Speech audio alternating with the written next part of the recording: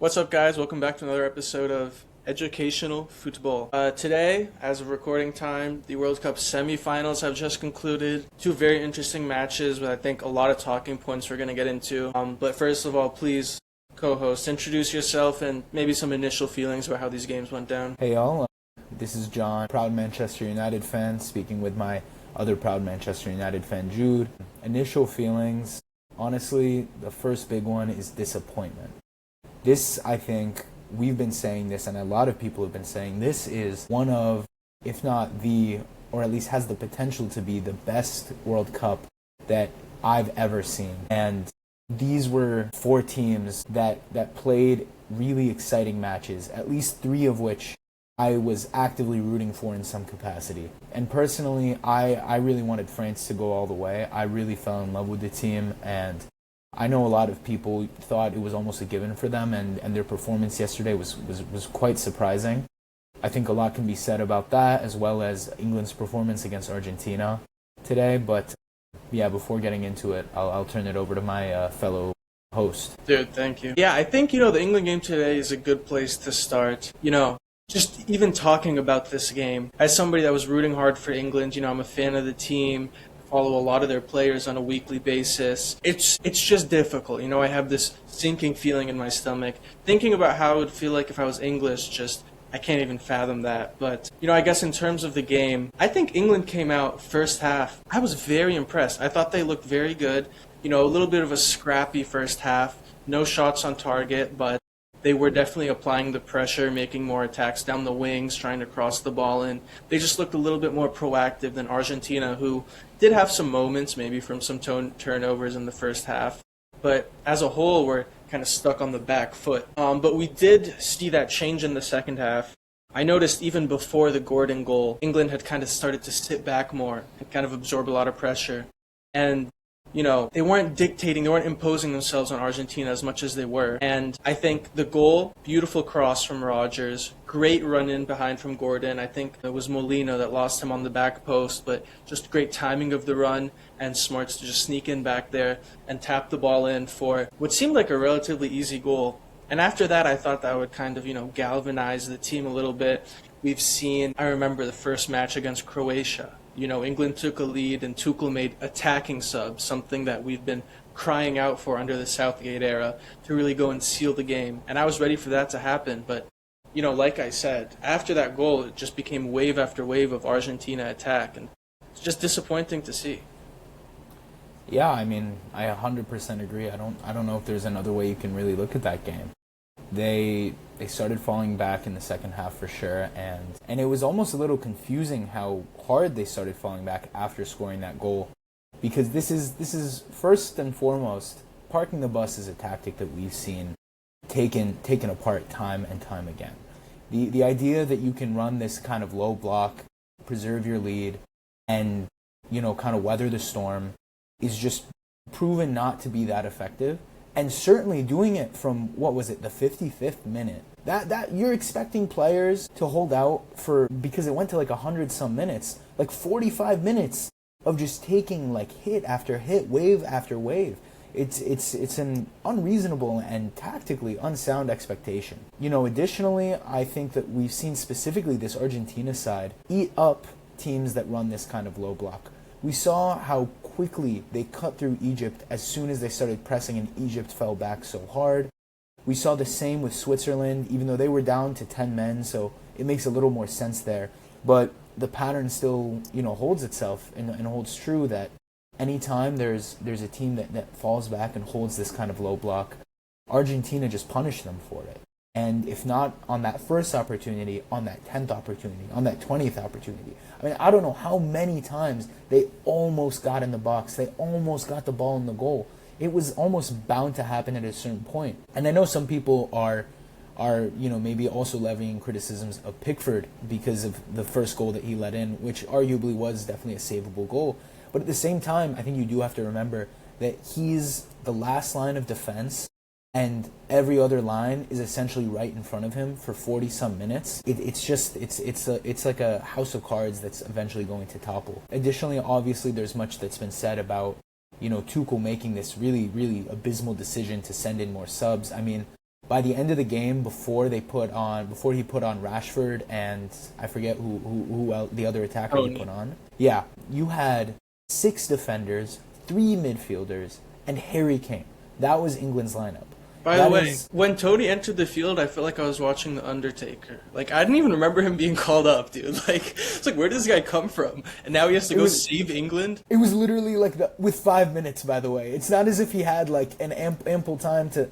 Anyway, there's a lot to be criticized there, and rightfully so. And I think, frankly, this is possibly a fireable offense in terms of, sacking Thomas Tuchel, even though this was almost a very quick experiment from him. At the same time, I think you also need to recognize that the English players were falling back before those subs were made. And again, in times like that, a coach does have a duty to kind of make a call with things like substitution for how he wants to steer the team to continue playing. And he should have been putting on, I think, more attackers, maybe a midfielder or two. I wish Kobbie Mainoo played at least even 1 minute of this World Cup. That's a story for another day. However, the decision to almost like give in to the team's like falling back and defensive posture, I think demonstrates a real like failure as a coach and a failure to control of your team in a time where it absolutely needed it. I mean, England didn't really look like they knew what they were doing at the end. And maybe because of the oversaturation of defenders in the back line, it looked like no one really knew what exactly their place was. And they were running around like headless chickens, 3 people trying to mark Messi, leaving 1 guy open. It's I don't know. I don't know what else to say about it. It's very frustrating, very disappointing, especially seeing the intensity and the passion of England's performances up until this point. Definitely. I think when it comes to players, the only one that honestly I came away from the game truly disappointed in, I have to say, is Harold Kane. I don't think he registered a shot on goal today. And, coming into this tournament off the back of this admittedly ridiculous season for Bayern, people were saying if he does something with England, that's the Ballon d'Or wrapped up. We saw him, in the group stage he was bagging. Against Congo, he did, he saved England against Congo. And a lot of people were taking that as kind of the dispelling of his big game allegations, if you will. But I think once again, we see in what is, he's played in a semifinal before, he's played in quarterfinals before, but once again, probably the biggest game of his career. England have such a strong team. They look just poised to make a real run at this trophy. And I kind of just saw him shrink today. He defaulted to that dropping back, trying to spray balls on the diagonal. None of them were really great. He wasn't in the box when he needed to be, I don't think. So just a very disappointing from him today. I think, something I like to say a lot is just a simple question. Are you a man or a mouse? I think today Harry Kane was Stuart Little on that field. But apart from that, I really just struggle to blame anybody other than Tuchel for the loss. I mean, you look at all the complaints that people had about England, 5-10 years, just how they haven't achieved as much as they should have with this quality of players that they have, this ridiculous roster, and it always boils down to the play style. So the idea with Tuchel was, we'll finally deviate away from that pattern, right? But, after 10 minutes of sitting back, there were a couple crosses. Like you said, Argentina started getting chance after chance. And I was like, all right, it's time for an attacking sub. It's time to shift the game up a little bit. And I was honestly in disbelief that was his strategy. Like, that cannot have been what he got the job for. And, again, like you said, dude, if you keep on giving the greatest player of all time the ball and just allow him to orchestrate attack after attack on your box, it's kind of a foregone conclusion that 1 or 2 of those will go in. Just, it's ridiculously disappointing. I don't know what else to say. I think another part that really stuck out with me is, during that mad dash at the end, the final 4 or 5 minutes, when you are bringing on Rashford, you are bringing on Tony, just kind of a Hail Mary. There's this sequence where Ezri Konsa, right wing back, right full back, all the way up on the field, he's doing his best. And, no fault to Konsa. He's trying as hard as he can, but it's not his job. It's literally not his job. You see the crosses he's putting in, and you just think, wow, if there was a Trent on the team, if there was a Cole Palmer on the team that you could bring on when you're losing to try to make a difference, this game could have been much different. And I understand that hindsight is 20/20, but I think these selections, you're right, he was, rightfully holding criticism for not bringing a lot of these players that people felt he should have. And if you win, everything's vindicated, right? But as soon as people are going to look at those decisions and say, that's what lost you the tournament. They're going to look back at performances against Norway, for example, and you could argue that Norway outplayed them for a large part of that game. But England won, so it's all right. But now people are going to start this re-examination of England's World Cup performance, and I think he is going to hold a lot of blame and a lot of criticism for how he set them up. And I 100% think he should. I mean, in his press conference after the match, he said, in the moment, no one really knows how a tactic is going to turn out. If it had worked out, then I wouldn't be criticized as much, but now because we've lost, people are criticizing what I did with the subs. But people were criticizing the decision to put on those subs in the moment. It's not as if we were all watching with suspense, wondering what was going to happen. If anything, it felt like you were like watching a car crash in slow motion. I think everyone watching from a bird's eye view saw what was going on and had seen it in the 2 previous games with Argentina, and had seen this in the decades of past England performances. And yeah, with regard to the, who he brought and who he didn't bring to the World Cup, there's also a question to be had about, if you are going to do this, low block back 5 situation, or at least if you're going to have it in your back pocket, why not bring a Harry Maguire on, who could do a much better job than a lot of the defenders on the England squad. I mean, this English side is not known for its defenders. They're known for their attackers, and also for Jude Bellingham, who I will say, in the re-examination of their performance, I think you're going to find a lot of their success resting squarely on his shoulders. I think he carried a really disproportional amount of their wins. Certainly in the knockout stages, I think he stepped up incredibly against Mexico, against Norway. And I don't know, I mean, there's only so much one guy can do, but at the same time, I don't know. You also see a side like Argentina, which is really essentially totally mobilized around Messi. And you wonder about their success, and you wonder about how they were able to pull something like that off, and how they're able to get back to the World Cup finals after winning it in 2022.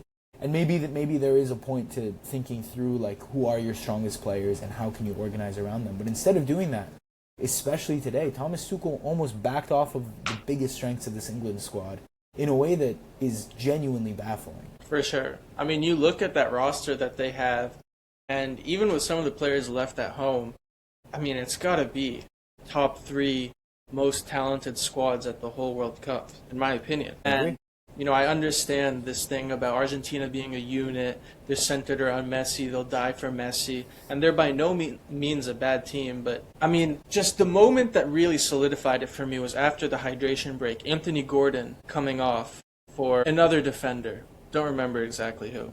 But, that's your only transition threat. Leaving Rodgers in when clearly I think this was a game that, he got tired in, and I think Saka, off the back of a great performance against Norway, could have come in and made a real impact, especially against tired legs. But just total miscalculations from Tuchel. I think before we wrap this up, I'd like to give a shout out to Jed Spence. He's somebody that Save of the game. Save of maybe the World Cup. Yeah, I mean, if it not Jude Bellingham's Mexico save. Yeah, literally. I think I've been harsh on him in the past. I haven't thought that he's up to the levels. But, I mean, really just a dazzling performance, really, attacking and defending. On the Argentina side, I mean, we've seen this is what they do. It seems as though every time they put on that shirt and they huddle up around Messi before the half starts, they each get 50% power boost or something. I mean, I'm not a fan of them at all. I'm actually quite a hater, but at some point, you kind of have to tip your hat at you guys, people might say you play dirty. They might not like the way you play. They might not like the players, but they win. They know how to win. They know how to never give up, and that's just not something that could be said about England today, which is a bummer. But it's almost like the antithesis of this discussion about Paraguay's style of play after their match with France. People were saying, well, this is just the Paraguay style of play. It's dirty, it's rough, it's very physical, it's this, that, and the other. And a lot of people, and I'm one of them, said, well, I'm glad that they lost then. I'm glad that they lost to, objectively, in my opinion, better football. I guess that's subjectively. And I think this is almost the opposite. Even though they do still maintain a lot of that that style, that posture, that disposition, they're winning. They're winning. They might go on to win 2 World Cups in a row, which has only ever been done by Brazil and by Italy in the 30s. This is a historic thing, and I'm also a bit of a hater, even though shout out Lisandro Martinez. Dude, he's more fit for Argentina than for Man U. Don't care about that guy, bro. Fairs. No, don't worry. He's going to have some bounce after this. Anyway, yeah, I mean, you just have to say, clearly they're doing something right. And we'll see how they do against Spain. I'm curious how Spain is going to counter this specifically last 20-minute power boost that they get. I was saying this, and I don't know if we want to keep this part in the pod, but I was telling Richie, Messi right now is almost like All Might at the start of My Hero Academia, where he's so unbeatable, but he's old and he's withered down, so he can really only tap into it for a couple minutes at a time. But when he taps into it, it's actually disgusting. I hate to say that. I hate to glaze Messi, but at a certain point, you have to acknowledge reality. What an apt analogy, dude. I mean, yeah, it's just watching the things that he does as a 39-year-old. It's just still boggling our minds. I mean, I think he's making an argument, if he hasn't already, for the greatest athlete of all time, really. I think so too. I hate to say it, but I think it's true. I guess before we move on to the France game, I'd just like to send a message to the English FA. Do not let Tuchel get on that plane back to England. Don't let him get his things from his house. Just leave him he'll figure something out. Dude, let him go with the Argentinian side. He's clearly on their team. The way that he organized that, it's going to be tough to get over. But I guess going back to yesterday, and this isn't going to make us feel much better because like you, I am a pretty big fan of this French national team. I think since seeing them win it in 2018, I've been, I guess the only word to use really is captivated by the football they play, this insane arsenal of attackers that they have on their roster. And I think going into this game, they were the pretty heavy favorites. People were saying it's theirs to win the whole thing. They just have to get through Spain and whoever from the other side. I don't think people really expected this showing at all from either team. But wow, what a miserable 2 days for us, huh? What a stinker. I mean, I'm so devastated by how France played. I think that they went on that pitch. I think there's a lot to say about their mentality going into this game and playing against Spain, who have really kind of dressed them down now 3 times in a row. But before getting into that, I think you just have to talk about some of the players and their performances. First and foremost, the front line, Mbappe and Dembele were all over the place. Olise could not hold on to the ball. I was surprised, dude. Olise was just loose. Just loose touches, couldn't get any passes off. I saw so many misplaced passes from that French team yesterday, nothing like we were used to. Do you think that's pressure from the Spanish team? I think that plays a part in it, but how much of that is it is from themselves, Ryan Cherokee said this after the game. He said that, France lost to themselves yesterday. They didn't lose to Spain, they didn't lose to the refs or whatever, even though Didier Deschamps was saying implying some stuff, which whatever.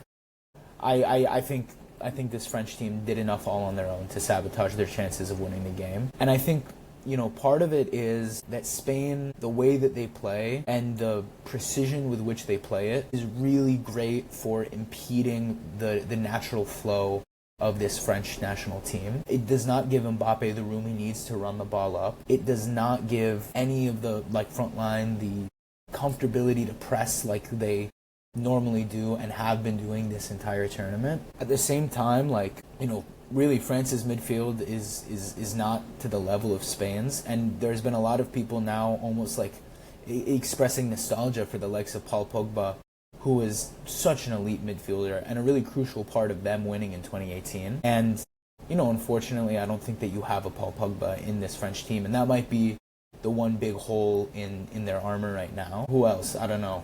Tchouaméni played a really poor game. I have to say, Luca Digne, maybe stinker of the match. Really disappointing. Dude, I will say, before he gave that penalty away, I was kind of feeling him. I was all right, not a bad start against Yamal, you're doing well. Then he kicked him in the box, and I think after that, he was all in his head. But I think, as much as it was France kind of getting in their own way, we just have to give credit to how Spain played. I mean, You it do. was a footballing clinic. The way that they were just zipping the ball around. When they lost the ball, immediately, two or three players, immediate press. It was like playing against a swarm of wasps, right? And it was total Spanish football. It was exactly how they play, how they want to play. I mean, yeah, the way Rodri was just dominating that midfield. I think you make a great point about Chouameni. I understand he's not the most attack-minded midfielder, but at times he was dropping back, between the center backs, just not trying to make enough things happen, in my opinion, as a midfielder, especially with Rabiot on that yellow, that early yellow that kind of limited him. And with Olise not playing his best game by any stretch of the imagination, there's kind of more responsibility that falls on Chouameni's shoulders that I don't think he could lift up. I think back to that. It was off a corner, or it was something, the ball went in the middle, rebounded out to the top of the box. Do you remember this? And he ran up. He could have played a forward pass. Instead, he holds it up, turns all the way around. He's shielding the Spanish midfielders and just recycles. And it's a game where you wanted to see more, honestly, from everybody. But, Dembele, I was reminded of his 2022 final performance, just nothing coming off. Mbappe, I think, I could see him try to press, but he wasn't really getting any service in behind. That's also due to, the Spanish formation. They're not giving him any room to breathe or anything, but The amount of times they had him offsides was like that was very impressive. I mean, the Spanish team is very impressive. And yeah. in terms of like teams that move as a unit, we talk about Argentina and how good they are at that, but I think Spain are right up there with them. And this is something that, maybe personally, I don't typically associate with Spain, but that defensive and midfield solidity,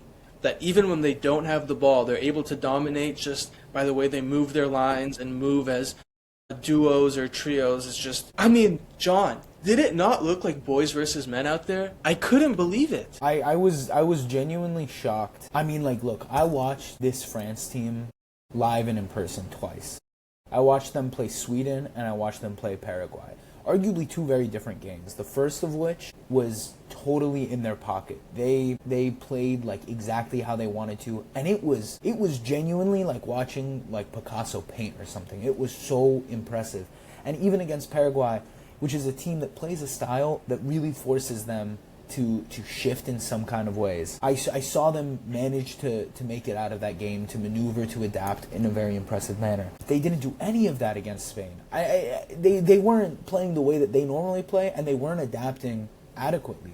It seemed like, and this is why I think a lot of it is mental, it was almost that they had this plan in mind, and when trying to execute it, not a single thing was going right.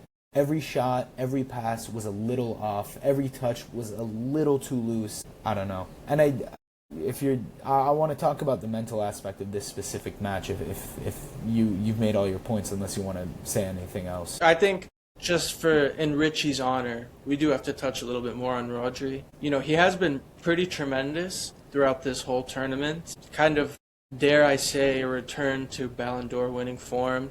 Pre-ACL, which is ridiculous, especially as a hustle and bustle, like box-to-box midfielder, basically. But just the way that he was schooling Rabiot and Chouameni and Olise, they were always one step behind the ball. They were too weak for him. They couldn't read any of his passes. I don't like the guy. Right, I needed Vinny to win that Ballon d'Or, but watching him yesterday was like just undeniable. It's like the Messi effect, Yeah, you can't say anything when they're winning. You can't say anything when they're winning in such a comprehensive way. Just monster performance. Yeah, and I think to maybe sit with the Spain side a little and how they've been doing this World Cup.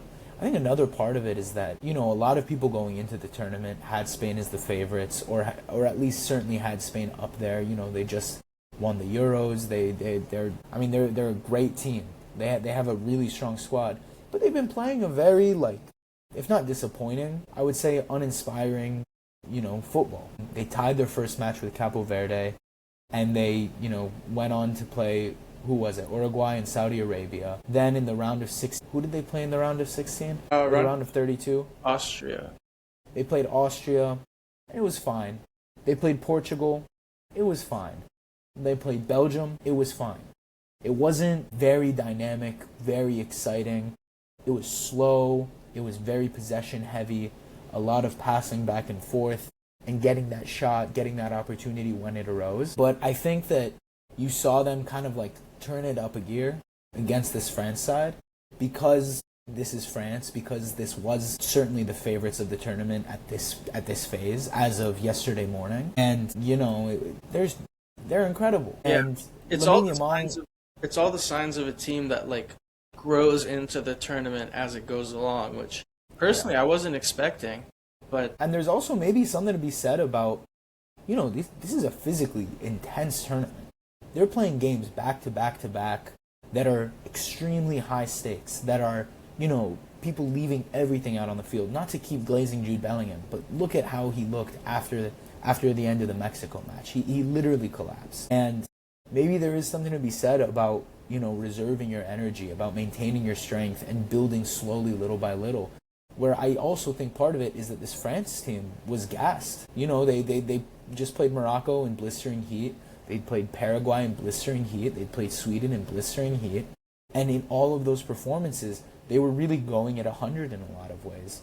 Whereas you see Spain maybe definitely wasn't against Portugal, Austria, or Belgium, except for those flashpoint moments where they really needed to. And you look at a player like Lamine Yamal, who was anticipated to be one of the most, standout stars of the tournament, who has really been quite underwhelming. He hasn't really done that much, and obviously he's injured, and he's young, so he's going to have many World Cups to come. But at the same time, it's pretty obvious that he doesn't need to be stepping up in the way that people maybe wish that he was.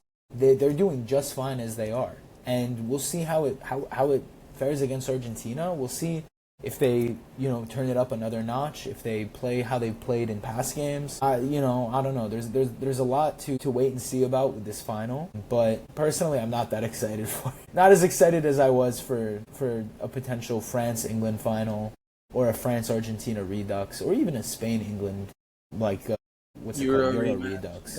Yeah. I think, like you said, it's like they know when to turn it up, and they only do so exactly when they have to, after, minutes and minutes of just meticulous possession, probing and prodding from each angle. To that Yamal point, I think, especially yesterday, I don't think he had a bad match at all, but maybe he's probably his best of the tournament, really. Yeah, but I think maybe different from what people expected.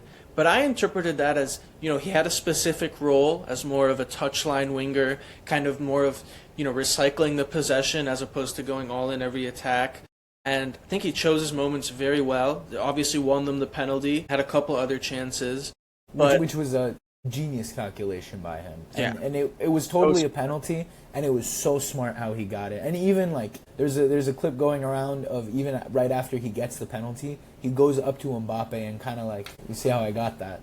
Dude, he's 5-0 against Mbappe? That is crazy. I think total he's won 8 out of 11 matches against Mbappe, in various teams. That is ridiculous. That's a crazy statistic. Yeah, but they just seem to have mastered kind of just reading the flow of the game. And I think another part of that is that they have the technical security to do so. All this sounds easy in theory, right? But once you're faced with a team like France, who have attackers that can press in the way that they do, and do have the stature that they do, it's a lot easier said than done. I had a friend that doesn't watch a lot of football text me after that game and say, that game was pretty boring, wasn't it? And I was of the complete opposite opinion. I think it was a brilliant showcase of Spain's proficiency and what they can do, and how they can control the game, without even seeming too threatening throughout the majority of it. Through their passing, through their link-up, through their defensive movements, through their control of the line. Dude, it was bad. It was bad. It was really heartbreaking. It was really heartbreaking as a France fan. Yeah, and I will say, in my mind, I don't even register the third place World Cup game. I think that's it is a consolation. Tuchel literally said the players don't even want to play this match. As Thomas Tuchel, how could you even get them up for a third place match after that performance? But, so as far as I'm concerned, both these teams have been knocked out. Two of the heavy favorites who were knocked out by, to be fair, the other two heavy favorites. Yeah. Any parting thoughts on these semifinals before we head out for the night? I just wanted to say, I think you could tell, and obviously hindsight's 2020, but looking back, the way that Spain players were talking about this match, as compared to the way that France players were talking about this match, and specifically the two figureheads of these teams, Lamine Yamal and Kylian Mbappe. I think like it was almost inevitable that this is what would happen. I mean, Lamine Yamal went on a almost like, getting the attention of the press, saying like, we're the ones that are going to beat France. They should be afraid of us. Right before the game, posting highlights from the last game they played where Spain totally humiliated France. I mean, what an aura gamble, first of all. Like, really standing on it. And they asked Mbappe about this stuff. They asked Mbappe about the confidence, the energy, and all this stuff. And his response was so timid. It was like, very measured in the way that he kind of is with press conferences. But you kind of want a little more from a star at the same time. He was saying, like, he basically was like, oh, well, if they win, then it works out and good for him. And if they lose, then I'm going to go up to him and be like, hey, remember that? And that's all you can say? You're going into your third World Cup semifinal. You're the leader of this team. And I think and you could really see it like on the faces of every France player that was subbed on, of Didier Deschamps himself. You could see like there was a sense of impending doom. And I think to a certain extent, Spain is their kryptonite. Spain is France's kryptonite. This is not a fluke. It's now 3 games in a row where Spain have totally destroyed and steamrolled France, even though they had a really close almost comeback at the end of the Nations League game. It's still, I think at a certain point, you really just have to call a spade a spade. I think you have to say that Spain have gotten in the head of this France team, and they've done it because they have the team that can break that team. And that's heartbreaking to watch. And it's a really disappointing way for such a legendary side to go out. But the World Cup is the most unpredictable and shocking thing. And anything can happen. Definitely. I think a couple of farewell shout-outs I'd like to make. I think Laporte and Kubarsi, as they have been all tournament, but especially yesterday when faced against that attack, were, infallible. I think they both played monsters. Didn't put a foot wrong. I think Dani Olmo, I don't know what happens when he slips that Spain jersey on, but he looks like Maradona. Different player. It's insane. Unbelievable. And I hope you guys enjoy that final on Sunday, because Lord knows we won't. And thanks for tuning in. It's been another episode of Educational